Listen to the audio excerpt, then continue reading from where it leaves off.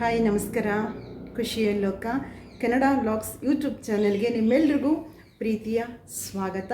Happy Holi ಹುಣ್ಣಿಮೆಯ ಹಾರ್ದಿಕ ಶುಭಾಶಯಗಳು. ಎಲ್ಲರೂ ಹೇಗೆ ಹಬ್ಬನ ಆಚರಣೆ ಮಾಡ್ತಾ ಇದ್ದೀರಾ ಅಂತ ಹೇಳಿ ನನಗೆ ಕಮೆಂಟಲ್ಲಿ ತಿಳಿಸಿ. ಹಾಗೆ ಚಾನಲ್ಗೆ ಮೊದಲ ಬಾರಿಗೆ ಬಂದು ವಿಡಿಯೋ ನೋಡ್ತಾ ಇದ್ದರೆ ಸಬ್ಸ್ಕ್ರೈಬ್ ಮಾಡ್ಕೊಂಡು ನೋಡಿ, ಹಾಗೂ ಪಕ್ಕದಲ್ಲೇ ಬರುವಂತಹ ಬೆಲ್ ಬಟನ್ ಪ್ರೆಸ್ ಮಾಡಿ, ಲೈಕ್ ಮಾಡಿ, ಶೇರ್ ಮಾಡಿ. ಜೊತೆಗೆ ತಪ್ಪದೇ ನಿಮ್ಮೆಲ್ಲರ ಅಭಿಪ್ರಾಯಗಳನ್ನು ಸಹ ಕಮೆಂಟ್ ಬಾಕ್ಸಲ್ಲಿ ಕಮೆಂಟನ್ನು ಮಾಡಿ. ಎಲ್ಲರೂ ಚೆನ್ನಾಗಿದ್ದೀರಾ ಅಂತ ಭಾವಿಸ್ತೀನಿ. ನಾವು ಕೂಡ ತುಂಬ ಚೆನ್ನಾಗಿದ್ದೀವಿ ಸ್ನೇಹಿತರೆ. ಇವತ್ತು ಸೋಮವಾರದ ವ್ಲಾಗ್ ಇದು. ಹೋಳಿ ಹುಣ್ಣಿಮೆ ಇವತ್ತು ತುಂಬ ವಿಶೇಷತೆ ಇದೆ. ಎಲ್ಲರೂ ಕೂಡ ಬಣ್ಣದ ಹೋಕುಳಿಯೊಂದಿಗೆ ಖುಷಿಯನ್ನು ಸಂಭ್ರಮಿಸುವಂತಹ ಒಂದು ದಿನ ಅಂತ ಹೇಳಬಹುದು. ನಿಮ್ಮ ಕಡೆ ಎಲ್ಲ ಹೇಗೆ ಹಬ್ಬ ಆಚರಣೆ ಮಾಡ್ತಾ ಇದ್ದೀರಾ ಅಂತ ಹೇಳಿ ನನಗೆ ತಿಳಿಸಿ ಆಯಿತಾ. ಇವತ್ತು ಒಂದು ಕಂಟೆಂಟೊಂದಿಗೆ ನಿಮ್ಮ ಮುಂದೆ ಬಂದಿದ್ದೀನಿ. ಅದಕ್ಕೆ ಮುಂಚಿತವಾಗಿ ನಾನು ಒಂದು ಸ್ಯಾರಿ ತರಿಸ್ಕೊಂಡಿದ್ದೀನಿ. ಆ ಸ್ಯಾರಿ ಬಗ್ಗೆ ತೋರಿಸಿ ನಂತರ ನಾನು ಮಾತನ್ನು ಮುಂದುವರಿಸ್ತೀನಿ. ಇದು ರಿಕ್ವೆಸ್ಟ್. ನನಗೆ ಕಪ್ಪು ನನಗೆ ಆಗಬರಲ್ಲ. ನನ್ನ ಹತ್ರ ಮುಂಚಿತವಾಗಿ ಸುಮಾರು ವರ್ಷಗಳ ಹಿಂದೆ ಕಪ್ಪು ಸ್ಯಾರಿ ಡ್ರೆಸ್ಗಳು ಎಲ್ಲ ಇತ್ತು. ಒಬ್ಬರು ಹೀಗೆ ಹೇಳ್ತಾರೆ, ನನಗೆ ಕಪ್ಪು ಬಣ್ಣ ಅಷ್ಟಾಗಿ ಬರಲ್ಲ ಅಂತ ಹೇಳಿ. ನೈಲ್ ಪಾಲಿಸು ಕೂಡ ನನಗೆ ಕಪ್ಪನ್ನು ತುಂಬ ಇಷ್ಟಪಡ್ತಾ ಇದ್ದೆ. ಎಷ್ಟೋ ಬಾರಿ ಕಪ್ಪು ಹಚ್ಚಿದಾಗ ನನಗೆ ತುಂಬ ಚೆನ್ನಾಗಿ ಕಾಣಿಸ್ತಾ ಇತ್ತು. ಯಾರೋ ಹೀಗೆ ಒಬ್ಬರು ಹೇಳ್ತಾರೆ, ಹೇಳಿದ್ಮೇಲೆ ಕಪ್ಪನ್ನು ಬಿಡ್ತೀನಿ. ಈಗೊಂದು ರಿಕ್ವೆಸ್ಟ್ ಇತ್ತು ನನಗೆ, ಅಕ್ಕ ನೀವು ಎಲ್ಲ ಕಲರ್ ಸ್ಯಾರಿಗಳನ್ನ ಕೂಡ ಹಾಕಿದ್ದೀರಾ, ನಾವು ನೋಡಿದ್ದೀವಿ. ಕಪ್ಪು ಸ್ಯಾರಿ ಒಂದು ಸಲ ನೀವು ಹಾಕ್ಕೊಳ್ಳಿ, ಹೇಗೆ ಕಾಣಿಸ್ತೀರಾ ನೋಡಬೇಕು ಅಂತ ಹೇಳಿ ಗ್ರೂಪಲ್ಲಿ ನನಗೆ ಮೆಸೇಜ್ ಮಾಡಿದರು. ಅದಕ್ಕೋಸ್ಕರ ಒಂದು ಸಲ ಉಟ್ಕೋಬೇಕು ಅಂತ ಅನ್ನಿಸ್ತು. ಮೀಶೋದಲ್ಲಿ ಹೀಗೆ ಚೆಕ್ ಮಾಡಿದೆ. ನನಗಿಷ್ಟ ಆಗಿದ್ದು ಈ ಸ್ಯಾರಿ. ನಿಮಗಿಷ್ಟ ಆಯಿತಾ ಅಂತ ತಿಳಿಸಿ. ಬ್ಲೌಸು ಕೂಡ ಇನ್ನೂ ಸ್ಟಿಚ್ ಮಾಡಿಸಿಲ್ಲ ನಾನು. ಬ್ಲೌಸ್ ಹೊಲಿಸಿ ಆದರೆ ಯುಗಾದಿಗೆ ಉಟ್ಕೊಳ್ತೀನಿ. ಕಪ್ಪು ಸ್ಯಾರಿ ಹೇಗೆ ಕಾಣಿಸ್ತೆ ಅನ್ನೋದನ್ನು ನನಗೆ ತಿಳಿಸಿ. ಚೆನ್ನಾಗಿದೆಯಾ ಸ್ಯಾರಿ ಅಂತಲೂ ಕೂಡ ಹೇಳಿ. ಮೀಶೋದಲ್ಲಿ ತರಿಸ್ಕೊಂಡಿದ್ದು ಚೆನ್ನಾಗಿದೆ. ಒಟ್ಟಲ್ಲಿ ನಾವಲ್ಲಿ ಇಮೇಜಸ್ಸಲ್ಲಿ ನೋಡೋದಕ್ಕೂ ರಿಯಲ್ ನೋಡೋದಕ್ಕೂ ಬಹಳ ವ್ಯತ್ಯಾಸ ಅನಿಸುತ್ತೆ. ಬಟ್ಟೆ ಚೆನ್ನಾಗಿದೆ, ಏನು ಅಂತ ಹೆವಿ ಅಂತ ಕೂಡ ಅನ್ನಿಸ್ತಿಲ್ಲ, ಚೆನ್ನಾಗಿದೆ. ನಿಮ್ಗೆ ಏನು ಅನ್ನಿಸ್ತು ಅನ್ನೋದನ್ನು ನನಗೆ ತೋರಿಸಿ. ಬ್ಲೌಸ್ಗೆ ಇದು ನೆಟ್ಟೆಡ್ ಬರುತ್ತೆ ಅನಿಸುತ್ತೆ, ತೋಳಿಗೆ ಸ್ಲೀವ್ಸ್ಗೆ ನೆಟ್ಟೆಡ್ ಬರುತ್ತೆ ಅಂತ ಅಂದ್ಕೊಂಡಿದ್ದೀನಿ. ಯಾಕೆಂದರೆ ಕ್ಯಾಟ್ಲಾಕಲ್ಲಿ ಹಂಗೆ ಇತ್ತು. ಇದು ಬ್ಲೌಸ್ ಪೀಸ್ ಮಧ್ಯೆ ಬರುತ್ತಲ್ಲ ಅದು. ಜೊತೆಗೆ ಇದು ನೆಟ್ಟೆಡ್ ಬಂದಿದೆ ನೋಡಿ, ಇದು ಬಂದಿದೆ. ಇದು ಬ್ಲೌಸ್ಗೆ ಹಾಕ್ಕೋಬೋದು ಅಂತ ಅಂದ್ಕೊಳ್ತೀನಿ. ನೆಟ್ಟೆಡ್ ಸ್ಯಾರಿನೇ ಇದು. ಮುಂಚೆ ಒಂದು ತೊಗೊಂಡಿದ್ದೆ ನಾನು ಈಗಲೇ ನಿಮ್ಮ ಮುಂದೆನೇ ತೆಗೆದು ನೋಡ್ತಾ ಇದ್ದೀನಿ. ಮುಂಚೆ ನಾನು ಹೀಗೆ ನೆಟ್ಟೆಡ್ ಸ್ಯಾರಿ ಒಂದು ಟ್ರೆಂಡ್ ಬಂತು ನೋಡಿ, ಆ ಸಂದರ್ಭದಲ್ಲಿ ಕೂಡ ತಗೊಂಡಿದ್ದೆ.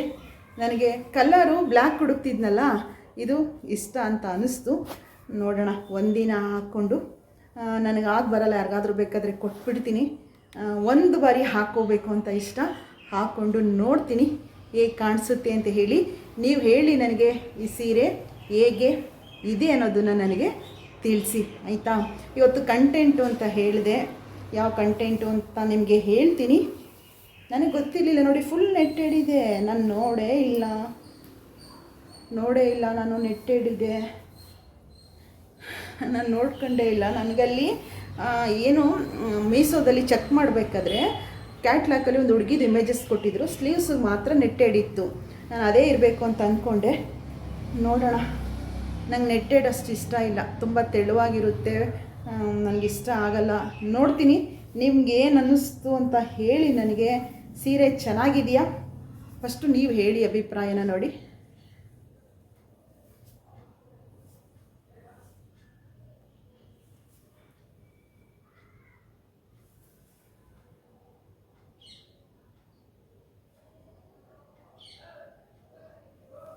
ಚೆನ್ನಾಗಿದೆಯಾ ಅನ್ನೋದನ್ನು ನೀವು ತಿಳಿಸಿ. ನಂಗೆ ನೆಟ್ಟೆಡ್ ಅಷ್ಟು ಇಷ್ಟ ಆಗಲ್ಲ. ಈಗಲೇ ನಿಮ್ಮ ಮುಂದೆ ಎಳೆದು ನೋಡ್ತಾ ಇದ್ದೀನಿ. ಎಕ್ಸ್ಚೇಂಜ್ ಮಾಡೋಣ ಅಂತ ಅಂದ್ಕೊಳ್ತೀನಿ. ನೋಡ್ತೀನಿ, ಒಂದು ಸಲ ನೋಡಿಬಿಟ್ಟು ಎಕ್ಸ್ಚೇಂಜ್ ಮಾಡಿ ಏನಾದರೂ ಇನ್ನು ಬ್ಲ್ಯಾಕಲ್ಲಿ ಬೇರೆ ಯಾವ ಥರ ಇದ್ದರೆ ತರಿಸ್ಕೊಳ್ತೀನಿ. ಇಲ್ಲ ನನಗೆ ಕಪ್ಪು ಬರಲ್ಲ, ಒಮ್ಮೆ ಉಟ್ಕೊಳ್ತೀನಿ. ನಿಮಗೋಸ್ಕರ ರಿಕ್ವೆಸ್ಟು ಅಂತಗೋಸ್ಕರ ಉಟ್ಕೊಂಡು ಯಾರಿಗಾದರೂ ಆದರೆ ಇದನ್ನು ಕೊಟ್ಬಿಡ್ತೀನಿ. ಒಂದಿನ ಮಾತ್ರ ಸ್ಯಾರಿ ವೇರ್ನ ಮಾಡಬೇಕು ಅಂತ ಅಂದ್ಕೊಂಡಿದ್ದೀನಿ. ಆದರೆ ಇದು ನೆಟ್ ಬಂದಿದೆ ಅಂತ ನನಗೆ ಗೊತ್ತಾಗಿಲ್ಲ. ಆಯಿತಾ.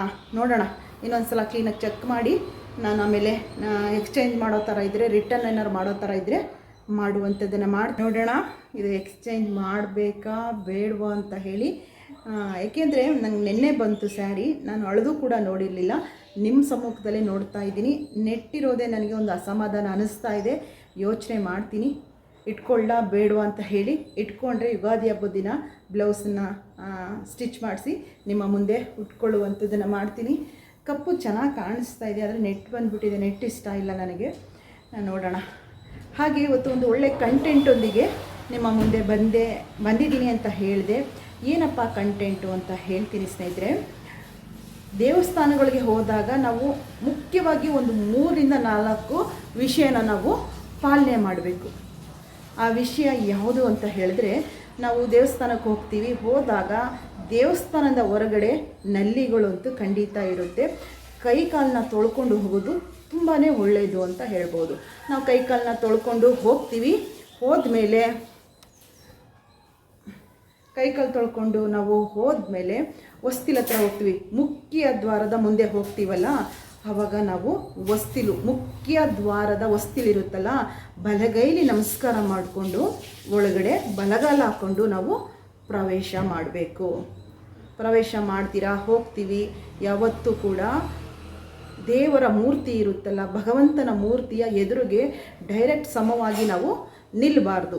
ಭಗವಂತನ ಬಲಭಾಗಕ್ಕೆ ಒಂದು ಸೈಡಲ್ಲಿ ನಾವು ನಿಲ್ಲುವಂಥದ್ದನ್ನು ಮಾಡ್ಕೋಬೇಕು. ಇನ್ನು ಮಹಾಮಂಗಳಾರತಿ ಆಗುತ್ತೆ. ಮಹಾಮಂಗಳಾರತಿ ಆಗಬೇಕಾದ್ರೆ ಪ್ರದಕ್ಷಿಣೆಗಳನ್ನ ಹಾಕಬಾರ್ದು, ಮಧ್ಯ ಸುತ್ತುವಂಥದ್ದನ್ನು ಮಾಡ್ಕೋಬಾರ್ದು. ಮಹಾಮಂಗಳಾರತಿ ನಾವು ಹೋದ ತಕ್ಷಣ ಮಹಾಮಂಗಳಾರತಿ ಆಗ್ತಾ ಇದೆ ಅಂತ ಹೇಳಿದ್ರೆ ನಿಂತು ಧ್ಯಾನ ಮಾಡಿ ಮಂಗಳಾರತಿನ ತಗೊಂಡು ಬೇಕಾದರೆ ಆ ನಂತರ ಪ್ರದಕ್ಷಿಣೆ ಹಾಕುವಂಥದ್ದನ್ನು ಮಾಡ್ಕೋಬೇಕು.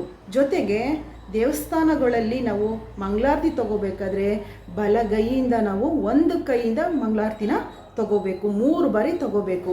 ಅಂದರೆ ಒಂದು ನೆತ್ತಿಗೆ ತಗೋಬೇಕು, ಮತ್ತೊಂದು ಬಾರಿ ಕಣ್ಣುಗಳಿಗೆ ತಗೋಬೇಕು, ನಂತರ ನಮ್ಮ ಎದೆಯ ಭಾಗಕ್ಕೆ ಒಮ್ಮೆ ನಾವು ಮಂಗಳಾರತಿನ ತಗೋಬೇಕು. 3 ಬಾರಿ ಒಂದು ಕೈಯಿಂದ ನಾವು ತಗೊಳ್ಳುವಂಥದ್ದನ್ನು ಮಾಡ್ಕೋಬೇಕು. ಇನ್ನು ತೀರ್ಥ ತಗೊಳ್ತೀವಿ. ಒಂದು ಬೆರಳಿನ ಮಗ್ಚಿ ನಾವು ಚೌಕಾಕಾರವಾಗಿ ನಮ್ಮ ಹಸ್ತವನ್ನು ಮಾಡಿಕೊಂಡು ತೀರ್ಥನ ತಗೊಳ್ಳುವಂಥದ್ದನ್ನು ಮಾಡ್ಕೋಬೇಕು ಸ್ನೇಹಿತರೆ. ಇದು ವಿಶೇಷತೆ ಅಂತ ಹೇಳ್ಬೋದು. ಕೆಲವನ್ನ ನಾವು ತಿಳಿದು ತಪ್ಪನ್ನು ಮಾಡಬಾರ್ದು. ನಮಗೆ ಗೊತ್ತಿದೆ ಅದು ತಪ್ಪು ಅಂತ ಹೇಳಿ ಗೊತ್ತಾದ ಮೇಲೆ ಅದನ್ನು ನಾವು ತಪ್ಪನ್ನು ಮಾಡಬಾರ್ದು. ವಿಷಯನ ತಿಳ್ಕೊಂಡು ನಾವು ಅದನ್ನು ಪಾಲನೆ ಮಾಡಬೇಕಾಗಿರೋದು ತುಂಬಾ ಉತ್ತಮ ಪಾಸಿಟಿವ್ ಎನರ್ಜಿ ಸಿಗುವಂಥದ್ದು ಸ್ನೇಹಿತರೆ. ಮಂಗಳಾರತಿನ ಯಾವುದೇ ಕಾರಣಕ್ಕೂ ಕೂಡ 3 ಬಾರಿ ತಗೊಳ್ಳಿ. ಬಲಗೈಯಿಂದ ಒಂದು ಕೈಯಿಂದ ಮಾತ್ರ ತಗೋಬೇಕು. 2 ಕೈಯಿಂದ ದೇವಸ್ಥಾನಗಳಲ್ಲಿ ಮಂಗಳಾರತಿನ ತಗೋಬಾರ್ದು. ಈ ವಿಷಯವಾಗಿ ಮುಂದೆ ಇನ್ನೂ ಕಂಟಿನ್ಯೂ ಮಾಡ್ತೀನಿ ಈ ಕಂಟೆಂಟೊಂದಿಗೆ. ಇವತ್ತು ಸಂಕ್ಷಿಪ್ತವಾಗಿ ನಿಮಗೆ ತಿಳಿಸ್ಕೊಟ್ಟಿದ್ದೀನಿ. ಇವತ್ತಿನ ಲಾಗ್ ನಿಮಗೆ ಖಂಡಿತ ಇಷ್ಟ ಆಗಿರುತ್ತೆ ಅಂತ ಭಾವಿಸ್ತೀನಿ. ಸೀರೆ ಹೇಗಿದೆ ಅನ್ನೋದನ್ನು ಕೂಡ ಕಮೆಂಟಲ್ಲಿ ನಿಮ್ಮ ಅಭಿಪ್ರಾಯಗಳನ್ನ ಖಂಡಿತ ತಿಳಿಸಿ.